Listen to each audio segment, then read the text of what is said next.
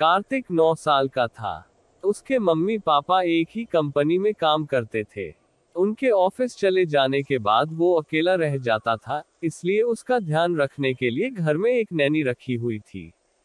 कार्तिक अपने mummy papa की इकलौता संतान था, इसलिए कार्तिक की हर इच्छा पूरी की जाती थी। कार्तिक के पास ढेर सारे खिलौने थे, पर नैनी और खिलौनों के साथ खेलते हुए वो ऊब चुका था। इसलिए एक दिन उसने मम्मी पापा से कहा कि वो लोग उसे छोड़कर ऑफिस ना जाया करें और उसके साथ घर में ही रहें। मम्मी पापा के लिए ऑफिस छोड़कर घर पर रहना संभव नहीं था, इसलिए उन्होंने नैनी से कहा कि वो कार्तिक को पास के ही पार्क में रोज घुमाने ले जाया करे। उनका कहा मानकर नैनी कार्तिक को पास के ही एक पार्क में ले गई। शाम का वक्त था। पार्क में बहुत सारे लोग थे। वहां झूले लगे हुए थे जिन पर बच्चे झूल रहे थे। कार्तिक भी उन सब बच्चों के साथ झूलने लगा। झूलते हुए एक बच्चा अचानक ही झूले से गिर गया और रोने लगा।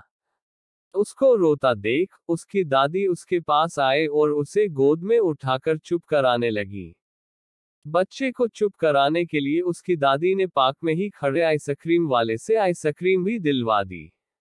बच्चा चुप हो गया। नैनी ने भी कार्तिक के बिना मांगे ही उसे आइसक्रीम दिलवा दी। कार्तिक बहुत देर से उस बच्चे और उसकी दादी को देख रहा था। वो बच्चा फिर से कार्तिक के बगल में आकर झूलने लगा। ये तुम्हारी नैनी है? कार्तिक ने उस बच्चे से पूछा। नहीं, वो मेरी दादी है, मुझे बहुत प्यार करती है, उस बच्चे ने कहा और भागकर अपनी दादी के पास चला गया। दीदी, आपकी भी दादी है? कार्तिक ने अपनी नैनी से पूछा।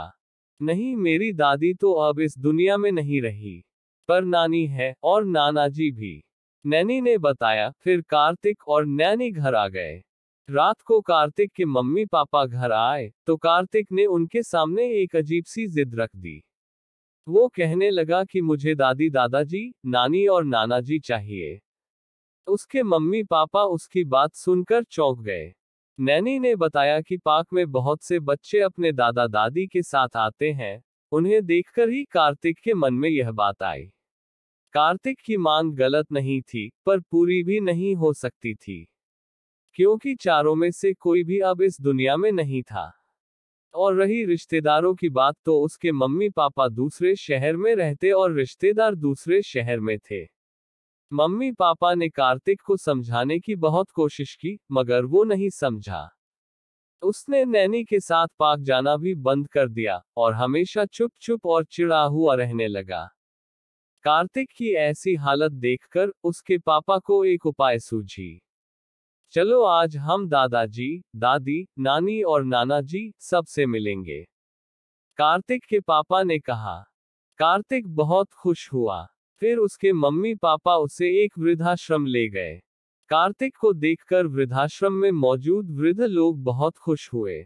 उन्हें कार्तिक के रूप में एक पोता मिल गया था और कार्तिक को दादा दादी। कार्तिक सभी के साथ खूब खेलता रहा। फिर वो लोग रोज शाम को वृद्धाश्रम के लोगों से मिलने जाने लगे।